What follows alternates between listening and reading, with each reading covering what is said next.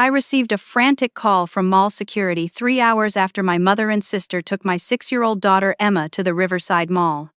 They claimed Emma wandered off during a game of hide-and-seek. When I arrived, my sister Brenda laughed it off, saying, "Oh please, she'll turn up." My mother Carol coldly stated, "If she's lost, it's her fault for not keeping up."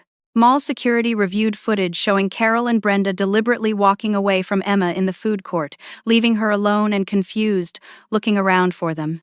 My hands shook as I stood in the cramped security office, staring at the monitor replaying the footage for the third time. There was my baby girl, standing by the pretzel stand with her pink backpack, clutching her stuffed rabbit, Mr. Hop. She looked around frantically as Carol and Brenda walked in opposite directions, glancing back once before disappearing into the crowd. I whipped around to face them. "What did you do? What were you thinking?" Brenda crossed her arms, her manicured nails tapping against her designer purse. "Oh, come on, Irma, we were teaching her a lesson. She's 6 years old and still clings to you like a baby. She needs to learn independence." My mother nodded, her face stern and unapologetic. "You're raising her to be weak, Irma. Children need to learn resilience. A little scare will do her good. She'll figure out how to find an adult and ask for help. It's character building." Character building? I could barely breathe. "You abandoned my daughter in a crowded mall as some kind of sick experiment?" The security guard, a young man named Tom, shifted uncomfortably. "Mom, we need to focus on finding your daughter. How long have they been here?" 3 hours, Brenda said casually, checking her phone. "We waited about 30 minutes before we even started looking. We wanted to give her time to figure it out on her own." The room spun. 30 minutes. They had left Emma alone and terrified for 30 minutes before even pretending to search. I realized then that this wasn't spontaneous. They had planned this. For months, Carol had criticized every parenting decision I made. "Emma is too soft. You baby her too much. She needs discipline. She needs toughness." I had defended my parenting style, insisted that Emma was happy and well-adjusted, but they wouldn't let it go. Tom immediately called for a systematic search of every store, bathroom, and corner of the mall. His supervisor, a woman named Patricia, arrived within minutes and took control. She was calm and efficient, directing staff to check storage rooms, loading docks, and even the mechanical spaces. The mall PA system crackled to life every few minutes with Emma's description: 6 years old, blonde hair in braids, pink t-shirt with a unicorn, denim shorts, white sneakers with purple laces. I called Derek, my ex-husband and Emma's father. He answered on the first ring. "Derek, Emma is missing. My mother and sister left her alone at the mall." "What?" His voice went from confusion to fury in seconds. "What do you mean they left her alone? Where are you? Riverside Mall, please come now." He hung up without another word. I knew he was already in his car, speeding toward us. Our marriage had ended 2 years ago, partly because of my family's constant interference. Derek had begged me to set boundaries with Carol, to stop letting her control our lives. I hadn't listened. We always parked near the main entrance. The outdoor cameras picked up Emma's small figure pushing through the heavy glass door. She stood in the parking lot for a moment, looking around, then started walking toward the access road that led to the main highway. The last clear image showed her rounding the corner near a dense patch of trees and brush that bordered the shopping complex. "She's not in the building," Patricia said quietly. "She left the property." My legs gave out. Tom caught me before I hit the ground. Derek burst through the security office door at that moment, his face pale and stricken. "Where is she?" "She left the mall," I whispered. "She's out there somewhere, alone." Derek looked at Carol and Brenda with pure hatred. "You did this. You left my daughter alone, and now she's out there, and it's dark, and she's 6 years old." Brenda had the audacity to roll her eyes. "She's fine. Kids wander off all the time. You're both overreacting." Derek lunged toward her, but Tom stepped between them. "Sir, I understand you're upset, but we need to focus on finding your daughter. I'm calling the police right now." The moment the words left his mouth, everything became horribly, terrifyingly real. The police arrived within 15 minutes, 2 officers who immediately requested all available security footage and began taking statements. Detective Sarah Harris arrived shortly after, a woman in her 40s with kind eyes and a no-nonsense demeanor. She set up a command center in the mall's administrative office and called for additional units. She interviewed Carol and Brenda separately. I watched through the window as Brenda's confident facade crumbled under Detective Harris' steady questioning. Within 20 minutes, Brenda was crying, admitting that they had waited 30 minutes before even looking for Emma. She kept saying it was supposed to be a lesson, that they never meant for things to go this far. Detective Harris emerged from the interview room and pulled me aside. Your sister admitted this was planned. They discussed it 3 days ago via text message. I need to see their phones. Carol refused at first, claiming it was a violation of her privacy. But when Detective Harris explained that she could either hand over the phone voluntarily or wait for a warrant while her granddaughter was missing, Carol relented. What they found made my blood run cold. The text messages were right there, black and white proof of their conspiracy. Brenda had written, "Finally going to teach Irma a lesson about helicopter parenting this weekend. Are you in?" Carol had responded, "Absolutely. That girl needs to learn the world doesn't revolve around her." There were more messages, a dozen of them, discussing the plan in detail. They had chosen the Riverside Mall specifically because it was large and crowded. They had planned to leave Emma near the food court, wait 30 minutes, then find her crying and scared. Carol would comfort her and be the hero. I would be proven wrong about my parenting style. Emma would learn not to be so dependent on me. Except Emma hadn't stayed where they left her. She had gone looking for them, and then she had left the building entirely. Derek stood beside me, as Detective Harris showed us the messages. His jaw was clenched so tight I thought his teeth might crack. He turned to Carol, his voice shaking with rage. "You planned this. You planned to terrify my daughter to prove some sick point about parenting." Carol's expression remained cold. "I was trying to help. Irma is too soft. Emma needs to be tougher. She's 6 years old," Derek shouted. "She's a baby." Detective Harris held up a hand. "Mr. Patterson, I understand your anger, but I need you to stay calm. We have bigger problems right now. Your daughter has been missing for over 4 hours, and it's getting dark. I'm calling in search and rescue." An Amber Alert went out within the hour. Emma's face and description broadcast across every phone and television screen in the state. Search and rescue teams assembled at the mall, and volunteers from the community began arriving to help. The local news picked up the story, and suddenly reporters were everywhere, shoving microphones in my face and asking how I felt. How do you think I feel? I wanted to scream. But I couldn't speak. I couldn't do anything but stand there, numb and terrified, as the sun set and my baby girl was still out there somewhere. Derek blamed me, and I could see it in his eyes every time he looked at me. "This is why I wanted you to cut them off," he said quietly as we stood in the parking lot, watching the search teams organize. "This is why I begged you to set boundaries. Your mother is toxic, Irma. She's always been toxic. And now Emma is paying the price for your inability to stand up to her." He was right. I knew he was right. Our marriage had fallen apart because I couldn't say no to Carol. She had controlled every aspect of our lives, from where we lived to how we raised Emma. When Derek finally gave me an ultimatum, "Choose them, or choose us," I had hesitated. That hesitation had cost me my marriage. And now it might cost me my daughter. The search teams moved into the wooded area behind the mall, their flashlights cutting through the darkness. Police dogs arrived. German shepherds trained in search and rescue. They were given Emma's blanket from home to catch her scent. I watched them work, their handlers guiding them through the underbrush and along the creek that ran through the property. It was nearly midnight when a volunteer shouted. The search teams converged on a spot near the creek, about half a mile from the mall. I ran toward them, Derek right behind me. Detective Harris held up a hand to stop us. "Mrs. Patterson, we found something. But I need you to prepare yourself." "What is it? Is it Emma? Is she hurt?" Detective Harris held up a clear evidence bag. Inside was Emma's pink backpack, soaked and muddy. We found it in the creek. It was caught on some branches. I took the bag with shaking hands. Inside the backpack, through the plastic, I could see Emma's snacks untouched, her juice box, and Mr. Hop, her stuffed rabbit. Emma never went anywhere without Mr. Hop. She had slept with him every night since she was 2 years old. The ground near the creek showed small footprints in the mud, Emma's distinctive purple-laced sneakers. The prints led to the water's edge, then disappeared.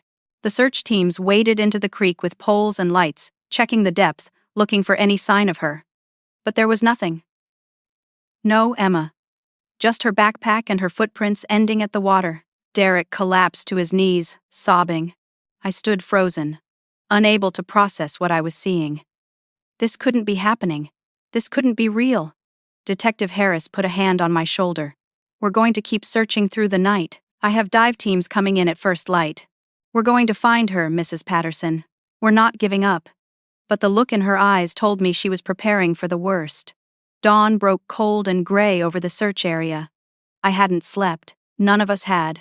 Derek and I sat in the back of a police SUV, drinking bad coffee and staring at nothing. Search and rescue teams had worked through the night. And now, as the sun rose, even more arrived. Helicopters circled overhead, their rotors beating a steady rhythm that matched my racing heart. Police dogs picked up Emma's scent again, tracking from the mall through the parking lot and into the woods. The trail led to the creek, just as Wed thought. But then something strange happened.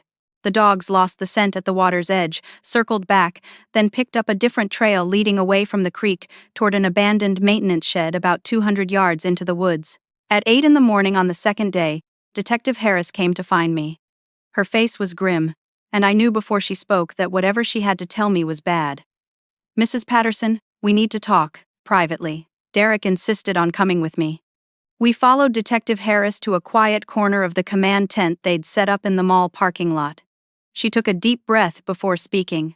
We've arrested your mother and sister. They're being charged with child endangerment and reckless conduct. The district attorney is considering additional charges depending on what we find. Good, Derek said flatly. They should rot in prison. There's more. We executed a search warrant on your mother's home and phone records. We found evidence that suggests this wasn't just about teaching Emma a lesson. Your mother has been in contact with several parenting blogs and forums, posting about your parenting style under a pseudonym. She's been building a case against you for months, collecting what she calls evidence of your incompetence as a mother. What? I couldn't breathe. She was planning something bigger than just the mall incident? It appears so. We're still investigating, but it looks like she was preparing to petition for grandparents' rights, possibly even try to get custody of Emma. The mall incident might have been meant to serve as proof that Emma was in danger under your care. That's insane, Derek said. Irma is a wonderful mother. Emma is happy and healthy and loved. I know that, Detective Harris said gently. But your mother-in-law was building a narrative. And now that narrative has been exposed. She's hired a very expensive lawyer. That lawyer released a statement this morning claiming that you, Mrs. Patterson, are an overprotective, unstable mother who is using this tragedy to frame her own family. The words hit me like a physical blow. Even now, even with Emma missing, Carol was still trying to destroy me. That's not all, Detective Harris continued. Mr. Patterson, I need to inform you that your lawyer contacted my office this morning. You've filed emergency custody papers? Derek had the decency to look ashamed. I did. Yesterday afternoon. I'm sorry, Irma, but I meant what I said. This is your fault for not protecting Emma from your family. If we find her, I can't let her be around them ever again. And I don't trust you to keep her safe. The betrayal cut deeper than I thought possible. I understood his anger. I even understood his fear, but to use this moment, this nightmare, to take Emma away from me? It felt like another knife in my back. Mr. Patterson, I strongly advise you to reconsider that filing, Detective Harris said firmly. Your ex-wife is a victim here, not a perpetrator. And right now, we all need to be focused on finding Emma, not fighting over custody. Before Derek could respond, a young officer burst into the tent. Detective, you need to come now. The dogs found something. We ran. All of us, police and volunteers and family, ran toward the maintenance shed. My heart pounded so hard I thought it might burst. Please let her be alive. Please let her be okay. I don't care if she's hurt. I don't care if she's scared. Just let her be alive. The search team stood in a circle near the shed, and as we approached, they parted to let Detective Harris through. I saw it then. What they'd found, laid out neatly on a large flat rock, were Emma's clothes, her pink unicorn shirt, her denim shorts, one white sneaker with purple laces, her underwear. All of it folded carefully and placed just so. But no, Emma, I screamed. I don't remember doing it, but Derek told me later that I screamed so loud and so long that search dogs a quarter mile away started howling. He caught me as I fell, held me as I sobbed, and for a moment, we weren't divorced parents fighting over custody. We were just two people who loved the same little girl and couldn't bear the thought of losing her. Forensic teams swarmed the area, photographing everything, collecting evidence, searching for any trace of DNA or fingerprints. Detective Harris crouched beside the rock, examining the clothes without touching them. Then she stood and made a phone call, her voice low and urgent. When she came back to us, her expression had changed. There was something new in her eyes. Not hope exactly, but determination. "The clothes show no signs of struggle," she said. "No blood, no tearing, no dirt beyond what you'd expect from walking through the woods. They were removed carefully and folded. This wasn't an accident or a panicked situation. Someone did this deliberately." "What does that mean?" I asked, my voice hoarse from screaming. "It means we're treating this as an abduction case. We're bringing in the FBI." The word abduction hung in the air like poison. Someone had taken my baby. Someone had taken her clothes off and left them here like a message. Like a taunt. "There's something else," Detective Harris said. "We pulled security footage from a gas station 2 miles from here. The timestamp is 30 minutes after Emma left the mall. A black sedan with heavily tinted windows and no visible plates pulled in. The footage is grainy, but we can see someone in the back seat. It could be Emma." "Show me," I demanded. "Mrs. Patterson, I don't think that's a good idea right now." "Show me." She pulled out a tablet and played the footage. The quality was terrible, the angle wrong, the lighting bad. But I could see the sedan, sleek and dark. And in the back seat, just for a second as the car turned, I saw a small shape, blonde hair, a pink blur that might have been her shirt before they took it off. "That's her," I whispered. "That's my baby." "We're issuing a BOLO for the vehicle," Detective Harris said. "Every officer in 3 states will be looking for that car. We're going to find her, Mrs. Patterson. I promise you, we're going to find her." But as the day wore on, and no sign of the black sedan appeared, I felt hope slipping away like water through my fingers. The FBI arrived on day 3. A team of 4 agents led by a tall woman named Special Agent Victoria Shaw. She set up operations in the mall's administrative offices, turning it into a proper command center with computers, phones, and a massive map of the surrounding area covered in pins and markers. I was questioned for hours. Agent Shaw was thorough and relentless, asking about every person I'd ever met, every ex-boyfriend, every workplace conflict, anyone who might want to hurt me or take Emma. I racked my brain until it ached, going through names and faces and situations. But nothing made sense. I was a dental hygienist. I lived quietly. I had no enemies, except my own mother, apparently. Derek was questioned separately, and I later learned they'd asked him about me, about our marriage, about whether I might have staged Emma's disappearance for attention or insurance money. The thought made me sick. How could anyone think I would hurt my own child? Carol and Brenda were released on bail, their expensive lawyer arguing that they posed no flight risk and had cooperated fully with the investigation. The judge agreed, and they walked out of jail after just 2 days. Carol immediately gave an interview to a local news station, tears streaming down her face as she claimed I was using this tragedy to destroy my own family. "I was trying to help my daughter become a better parent," she said, dabbing at her eyes with a tissue. "Emma was too sheltered, too dependent. I wanted to teach her independence. I never imagined it would go this far. And now Irma is blaming me for something I didn't do. It's clear she's unstable, and I fear for Emma's safety if she's ever found." The interview aired during prime time. By morning, I was receiving death threats on social media from strangers who believed Carol's lies. Derek had to disconnect our phones because reporters wouldn't stop calling. My best friend Madison showed up on day 4 with suitcases and groceries. "I'm staying with you," she announced. "You need someone in your corner, and Derek is too angry to be helpful right now." She was right. Derek and I could barely look at each other. Every conversation devolved into accusations and blame. He couldn't forgive me for trusting Carol. I couldn't forgive him for filing custody papers in the middle of our nightmare.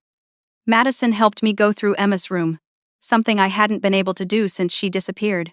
We were looking for anything that might help, any clue about where she might be or who might have taken her. That's when Madison found it, tucked under Emma's mattress. A small notebook, the kind with a lock that came with a tiny key. Emma's secret diary. We opened it carefully. Inside were drawings. Typical 6-year-old artwork of flowers and rainbows and stick figure families. But there were other drawings too. A man with a beard. He appeared in several pages, always at the park, always holding something out to Emma. In one drawing he was giving her candy. In another, he was showing her a puppy. The words Emma had written in her careful, wobbly handwriting made my blood run cold. The nice man at the park gave me chocolate today.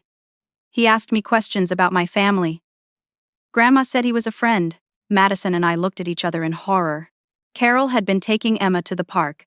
Every Wednesday for months while I was at work, Carol had insisted on picking Emma up from school and spending time with her. I had thought it was harmless, grandma and granddaughter bonding time. I never knew they were going to a park. I never knew there was a man. We called Detective Harris immediately. She arrived within the hour and took the diary as evidence. The park Emma had drawn was easy to identify from her pictures, a small neighborhood park 3 blocks from Carol's house. Detective Harris ran a search of registered sex offenders in the area. Kyle Patterson, she said, showing us a photo. 47 years old, convicted of possession of child pornography 8 years ago. Did his time, required to register. And he lives 2 blocks from that park. Does he have a black sedan? Madison asked. Detective Harris checked her computer. He does. Registered to his name. We're getting a warrant right now. The raid on Kyle Patterson's home happened at dawn on day 5. SWAT teams, FBI agents, police officers, all converging on a small ranch house on a quiet street. I watched from a police car 2 blocks away, my heart in my throat, praying they'd find Emma alive inside. They brought Kyle Patterson out in handcuffs. He was crying, protesting his innocence, swearing he hadn't done anything wrong. Inside his house, they found children's clothing, toys, and a bedroom set up for a little girl. But no, Emma. They brought me in to see if any of the items belonged to her. I walked through that house in a daze, touching nothing, just looking. None of the clothes were Emma's. The toys were wrong, too young for her. And then I saw it, on a shelf in the bedroom. A stuffed rabbit, not Mr. Hop but similar. My heart lurched. But forensic analysis proved it wasn't Emma's. And Kyle Patterson had an alibi for the day she disappeared. Had been at work, confirmed by time-stamped security footage and a dozen witnesses. They held him for parole violations. The children's items in his house were enough for that. But he hadn't taken Emma, another dead end. I was falling apart, barely eating, barely sleeping, jumping at every phone call and every knock on the door. Madison forced me to shower and eat, but I could barely taste food. Derek stopped by once, looking haggard and destroyed. He didn't mention the custody papers. We sat in silence for an hour, then he left. On day 6, Madison made a suggestion. Irma, what if we hire a private investigator? Someone who specializes in missing children cases. The police and FBI are doing everything they can, but maybe fresh eyes would help. I didn't have money for that. Derek and I were both middle class. Comfortable but not wealthy, but Madison had family money, and she insisted on paying. By that afternoon, we had an appointment with Julia Brennan, a former FBI agent who now ran her own investigation firm specializing in child abduction cases. Julia was in her 50s, sharp-eyed and no-nonsense. She listened to everything, took notes, asked questions, then spent 3 hours reviewing every piece of evidence the police had shared. Finally, she looked up at me. There's something off about this case, she said. The clothing left at the shed, that's a message. Someone wants you to think Emma is dead. But I don't think she is. I think someone took her and wants everyone to stop looking. Why would they want that? Because they plan to keep her. The words sent ice through my veins. But Julia wasn't finished. She pulled up the gas station footage on her laptop. The grainy video of the black sedan. I've been through this frame by frame, and everyone missed something. Look here. She pointed to a reflection in the gas station window. The driver was visible for just a split second, a flash of red hair. I ran this through facial recognition databases, Julia continued. Got a hit. Amanda Prescott, former social worker. Lost her license 5 years ago for forging adoption paperwork. She was trying to place children with families who hadn't been properly vetted, taking money under the table. What does she have to do with Emma? That's what I asked myself. So I dug deeper. Amanda Prescott worked at County General Hospital 23 years ago. Know who else worked there at the same time? Your mother, Carol. The room tilted. My mother knew the woman who took Emma? Julia nodded grimly. They worked in the maternity ward together. I found old staff photos. They were friends, or at least colleagues. And here's the kicker. Amanda has been living off the grid for the past 3 years. No credit cards, no bank accounts, no permanent address. Until last month, when she rented a house in rural Pennsylvania using a fake ID. I found the rental agreement. The landlord described her as quiet, kept to herself, paid cash. We need to tell Detective Harris, Madison said. Already did. FBI and local police are preparing a raid as we speak. They're going tonight. The raid on Amanda Prescott's rental house happened at 4 in the morning on day 7. I insisted on being there, though Agent Shaw made me stay 2 blocks back with Derek and Madison. We sat in an unmarked van, watching through binoculars as SWAT teams surrounded the small farmhouse. The radio crackled. All units in position. On my mark. 3, 2, 1, go. They breached the door with a battering ram. I heard shouting, saw flashlights moving inside, and then nothing. Minutes passed like hours. Finally, Agent Shaw's voice came over the radio. Subject in custody. Searching the property now. Did they find Emma? I asked the agent in the van with us. He shook his head. They're still looking. 20 minutes later, Agent Shaw emerged from the house and walked to our van. Her face was grim. We have Amanda Prescott in custody. Inside the house, we found children's clothing, toys, and a bedroom set up for a little girl. But Emma isn't here. My heart shattered all over again. Where is she? Where's my baby? Amanda is refusing to talk without a lawyer. But we did find some of Emma's belongings. A drawing she made, her missing shoe, and this. She held up an evidence bag. Inside was Mr. Hop, Emma's stuffed rabbit. I took the bag with shaking hands, pressed it to my chest, and sobbed. Derek put his arm around me, and for the first time in days, I leaned into him. Amanda's lawyer arrived within 2 hours, a slick man in an expensive suit who immediately began negotiating. In exchange for a reduced sentence, Amanda would tell us where Emma was. The FBI agreed, though Agent Shaw looked like she wanted to refuse. Amanda sat in the interrogation room, handcuffed and defiant. She was in her 40s with the red hair Julia had spotted in the footage. She looked at me through the one-way glass with cold, calculating eyes. Your mother paid me $10,000, Amanda said flatly. She wanted to teach you a lesson about being a bad mother. The plan was simple. I'd take Emma for a week, keep her safe and comfortable, then Carol would miraculously find her and be the hero. You'd be proven incompetent, and Carol would petition for custody. I felt sick, but that's not what happened, is it? Amanda smiled, and it was the most chilling thing I'd ever seen. No, see, I've always wanted a daughter. Had 3 miscarriages and can't have kids. When I saw Emma, so sweet and innocent, I thought, why should I give her back? Why should she go to a mother who can't even protect her from her own family? So I changed the plan. I decided to keep her. Where is she? Derek demanded through the glass. Amanda's lawyer whispered something to her. She nodded and continued. I was going to take her to Mexico. I have contacts there. People who could set me up with new identities, but the passports were delayed. So I had to hide her somewhere while I waited. Where? Agent Shaw asked, her voice deadly calm. A storage facility in Delaware. Unit 217. She's been there since day 2. The FBI mobilized immediately. Helicopters, tactical teams, local police, all converging on a storage facility outside Wilmington, Delaware. The drive felt endless, even though it only took 90 minutes. I couldn't think, couldn't breathe, couldn't do anything but pray that Emma was really there and really alive. The storage facility was massive, rows and rows of orange units stretching across several acres. The FBI found Unit 217 and cut the lock. Agent Shaw opened the door slowly, shining her flashlight inside. And there, on a small cot in the corner, covered with a blanket, was my daughter. Emma! I pushed past the agents and ran to her. She was asleep, deeply asleep, but alive. Her face was pale and her breathing shallow, but she was alive. I scooped her into my arms, and her eyes fluttered open. Mommy? Her voice was weak and confused. Mommy, I knew you'd find me. I knew you would. I'm here, baby. Mommy's here. You're safe now. Paramedics rushed in and gently took her from my arms to check her vitals. She'd been sedated, they told me. Heavily sedated. Amanda had been giving her sleeping pills to keep her calm and quiet. The unit was temperature controlled, stocked with food and water, and Amanda had been visiting twice a day to bring meals and check on her. Emma was transported to the hospital immediately. Derek rode with her in the ambulance while I followed with Agent Shaw. At the hospital, doctors ran tests and confirmed what the paramedics suspected. Emma had been drugged consistently for 5 days. She was dehydrated and malnourished, but otherwise physically unharmed.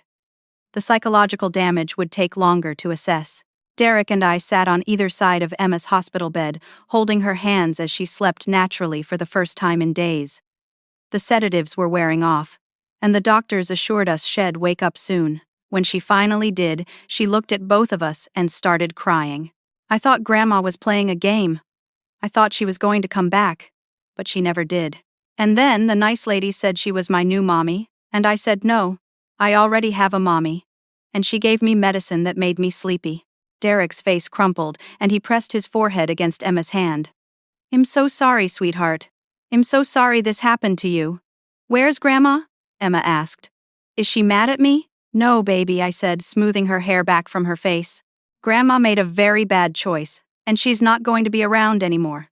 But that's not your fault. None of this is your fault. Emma seemed to accept that with the simple logic of a 6-year-old. Okay. Can we go home soon? Very soon, the doctor promised. We just want to make sure you're all better first.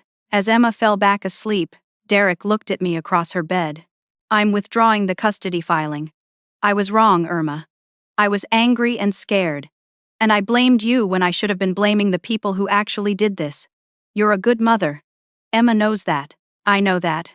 I nodded, too exhausted for anger. We need to do better, both of us. We need to protect her together. Agreed. For the first time since Emma disappeared, I felt like I could breathe. The next 3 months were a blur of legal proceedings, therapy sessions, and slowly rebuilding our shattered lives. Emma stayed in the hospital for 4 days while doctors monitored her recovery from the sedatives. Child psychologists evaluated her daily, and while they warned us to expect trauma responses, Emma seemed remarkably resilient. She has nightmares sometimes, they told us. She might develop separation anxiety or regression behaviors. But children are often more adaptable than we expect. With proper support and therapy, she should make a full recovery. Amanda Prescott was charged with kidnapping, child endangerment, administering drugs to a minor, and conspiracy. Her lawyer tried to negotiate a plea deal, but the prosecutor refused. The evidence was overwhelming, from the security footage, to the storage unit, to Amanda's own confession. The trial was swift. I sat in the courtroom and listened as prosecutors laid out the entire plot. The $10,000 payment from Carol to Amanda. Confirmed by bank records, Carol had been foolish enough not to hide. The text messages between them, planning Emma's abduction. The rental agreements for the Pennsylvania house and the Delaware storage unit. Amanda's purchase of sleeping pills and children's clothes. Carol claimed she never intended for things to go that far. She testified that Amanda was only supposed to keep Emma in a hotel for a few days, somewhere safe and comfortable. She swore she had no idea Amanda planned to drug Emma or keep her long term, but the jury didn't believe her. How could they, when the evidence showed Carol had paid Amanda half up front and half upon delivery, like Emma was a package being shipped? Brenda testified against Carol, hoping for leniency. She admitted that Carol had been planning to discredit me for months, collecting screenshots of my social media posts and keeping a journal of every parenting decision she disagreed with. The mall incident was supposed to be the final proof that I was unfit, that Emma needed to be rescued from my care. The judge showed no mercy. Amanda Prescott was sentenced to 20 years in federal prison without possibility of parole. Carol received 15 years for conspiracy to kidnap and child endangerment. Brenda, because she cooperated and showed genuine remorse, received 5 years of probation and mandatory psychological counseling. I was granted a permanent restraining order against all 3 of them. None of them would ever be allowed near Emma again. The day of sentencing, Carol finally broke. She stood in the courtroom, her expensive suit wrinkled and her hair unkempt, and cried. She looked at me across the room and said, "I never meant for her to be hurt. I just wanted to prove I was right. I wanted you to see that you needed my help. But I didn't. I said quietly. I never needed your help, Mom. I needed you to respect me as Emma's mother. I needed you to trust me. Instead, you tried to destroy me. And you nearly killed my daughter in the process. The judge asked if I wanted to make a victim impact statement. I did. I stood in front of the court and spoke directly to Carol.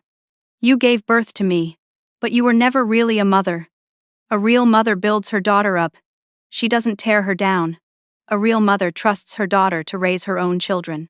A real mother protects her grandchildren. She doesn't use them as weapons. My voice shook, but I kept going. Emma will grow up knowing that her grandmother chose pride over love. She'll know that you valued being right more than you valued her safety. And she'll know that I fought for her, that I never stopped looking, that I moved heaven and earth to bring her home. I paused, tears streaming down my face. You took so much from us.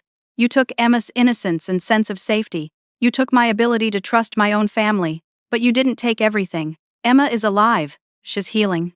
And we're going to be okay without you. The courtroom was silent, except for the sound of Carol's sobbing.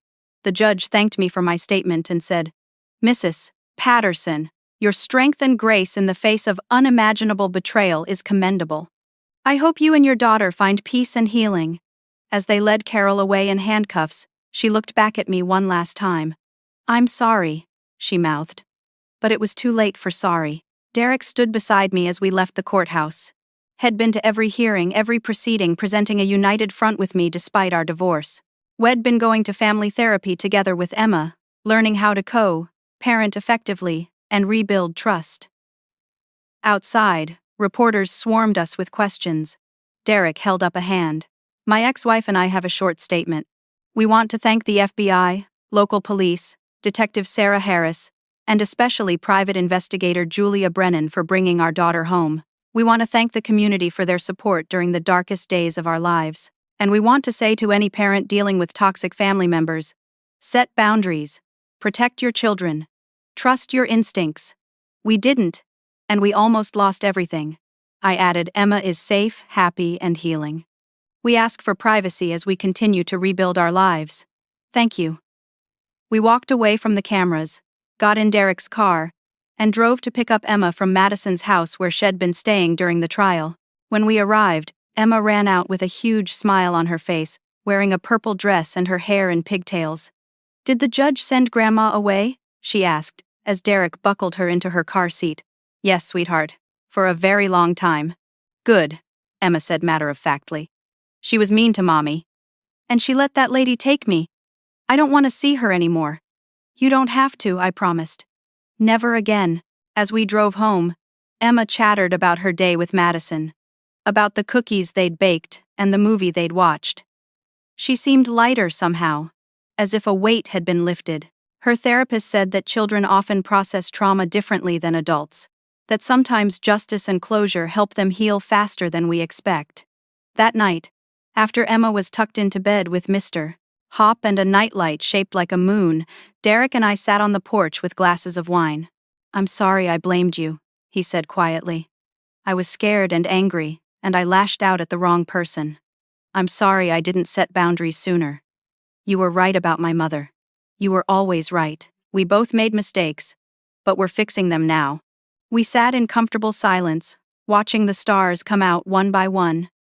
Inside, Emma slept peacefully, safe and loved. We'd survived the worst thing imaginable, and somehow, we'd come out the other side. 6 months passed like a dream. Emma continued her therapy sessions twice a week, and her therapist, Dr. Laura White, reported remarkable progress. The nightmares that had plagued her in the beginning became less frequent, occurring only once or twice a month now instead of nightly. Emma had learned coping strategies, breathing exercises, and grounding techniques that helped when she felt scared or anxious. She still had moments. Sometimes she'd panic if I was out of sight for too long. Sometimes she'd ask questions about that week, trying to make sense of what happened. But overall, she was healing. She was laughing again, playing again, being a kid again. Derek and I had fallen into an unexpected but comfortable co-parenting rhythm. We attended Emma's therapy sessions together, celebrated holidays as a family unit even though we weren't married, and made decisions jointly about her care and education. Our therapist said we were a model for healthy post-divorce parenting. That Emma was lucky to have two parents who put her needs first. Madison became like an honorary aunt, visiting several times a week and taking Emma on special outings. Julia Brennan checked in monthly, wanting to see how Emma was doing.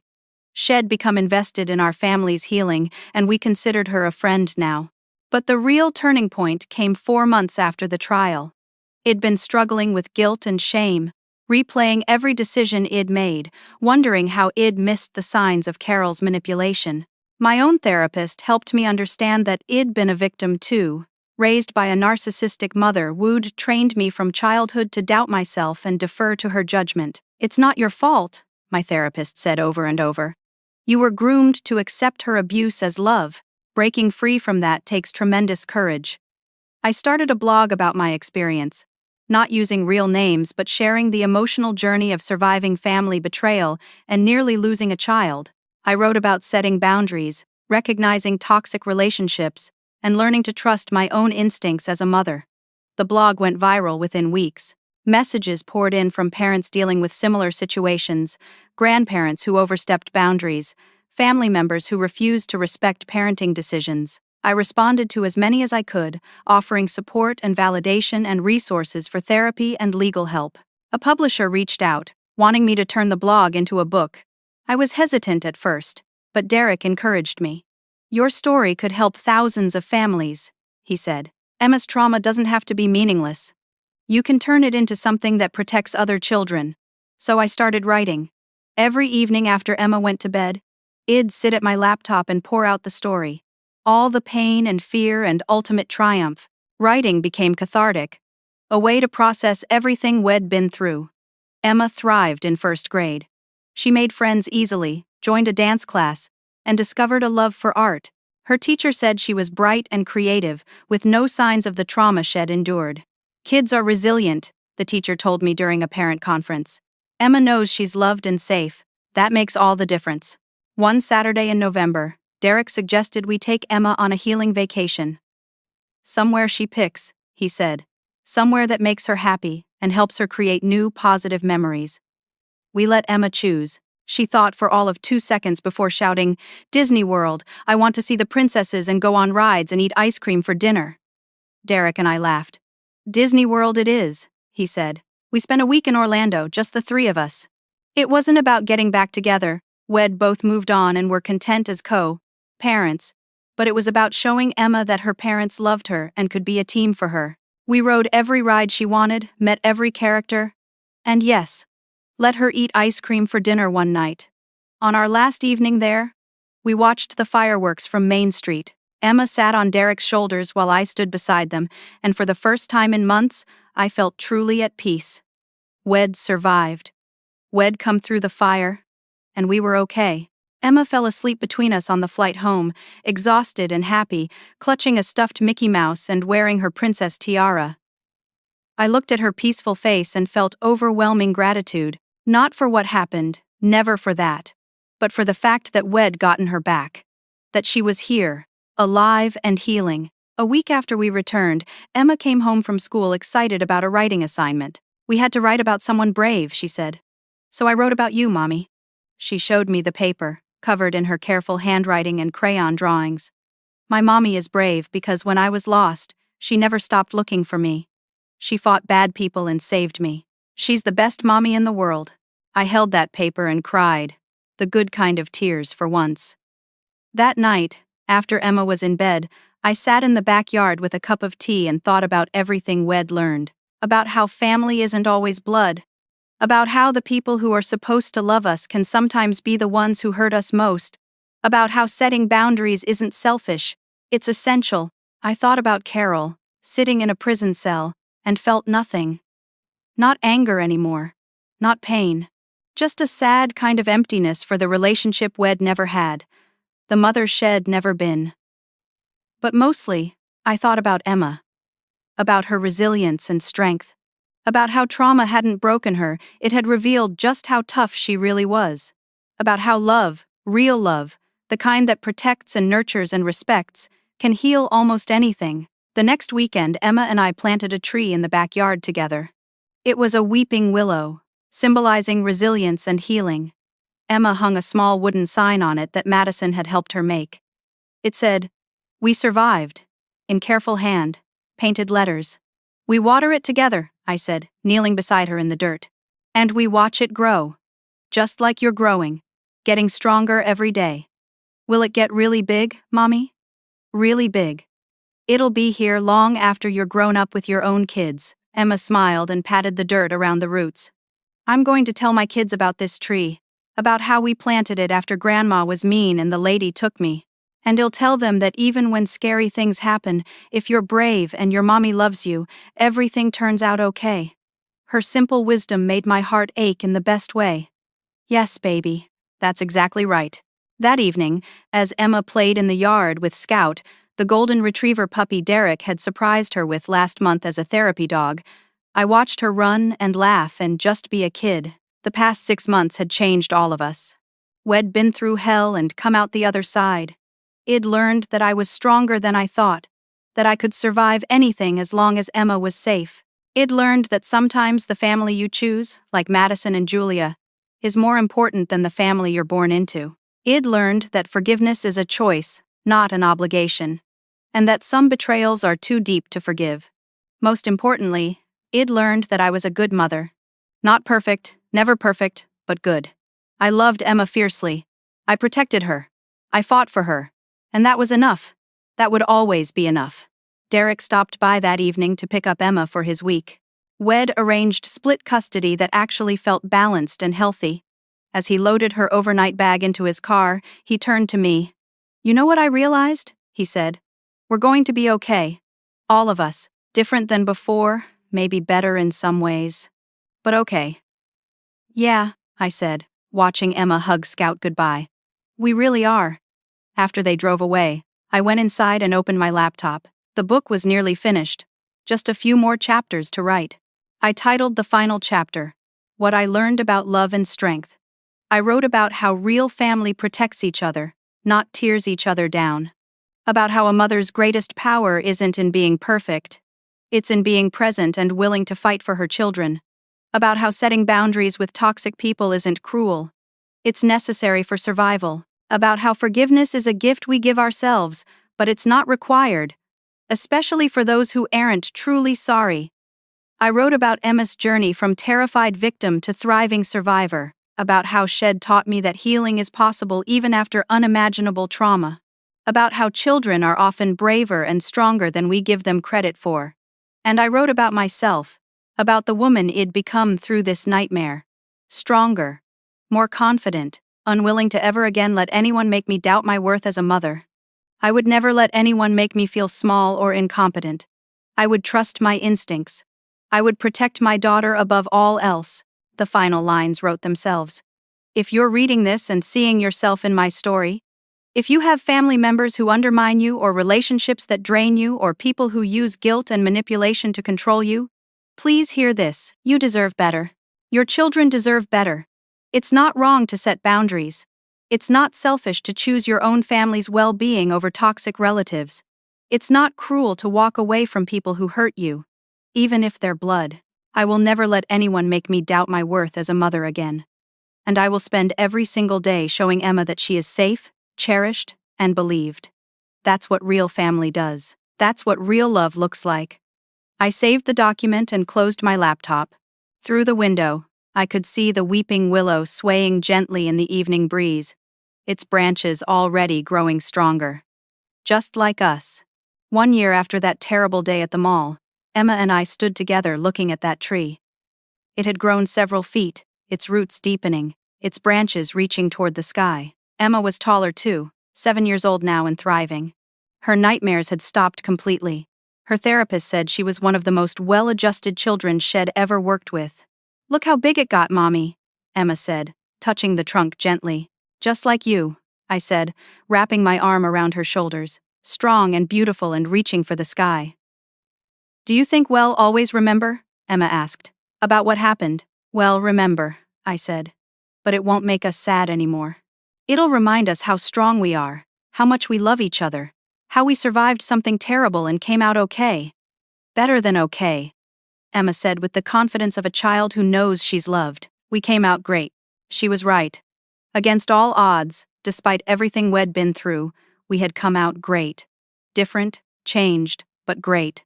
As we walked back to the house hand in hand, I thought about the question it'd been asked 1,000 times by reporters and readers and other parents. How did you survive? How did you keep going when your own mother betrayed you and your daughter was missing and everyone was blaming you? The answer was simple. I survived because I had to. Because Emma needed me. Because giving up was never an option. Because love, real love, the fierce protective love of a mother for her child, is the strongest force in the universe. That evening, I posted the final chapter of my book on the blog before sending the full manuscript to my publisher. Within hours, comments poured in. Thank you for sharing your story. You gave me courage to cut off my toxic mother. My daughter is safe now because of your words. You saved us. Each message reminded me why I'd chosen to share such a painful experience. Emma's trauma hadn't been meaningless. Our survival hadn't been just about us. It had become a beacon for other families trapped in similar situations, a roadmap for breaking free from toxic relationships and protecting children from harm. So I'll leave you with this. Have you ever had to set boundaries with family members who didn't respect your role as a parent? How did you handle it? I'd love to hear your stories in the comments. And if this story resonated with you, please consider liking this video, subscribing to the channel, and sharing it with anyone who might need to hear it. Your support helps these stories reach people who need them most. Thank you for listening to my story. Thank you for being part of this community. And remember, you are stronger than you know, braver than you believe, and worthy of respect and love. Never let anyone tell you otherwise. To everyone who's fighting their own battles with toxic family members, to every parent who's doubting themselves because someone else has made them feel small, to everyone who's surviving the aftermath of betrayal, you are not alone. Keep fighting. Keep protecting your children. Keep trusting yourself. You've got this. And to Emma, who will someday read or hear this story, you are my greatest joy and my biggest inspiration. Watching you heal and grow has been the privilege of my life. I love you more than all the stars in the sky, and I always will. Thank you for being here. Take care of yourselves and each other. Until next time.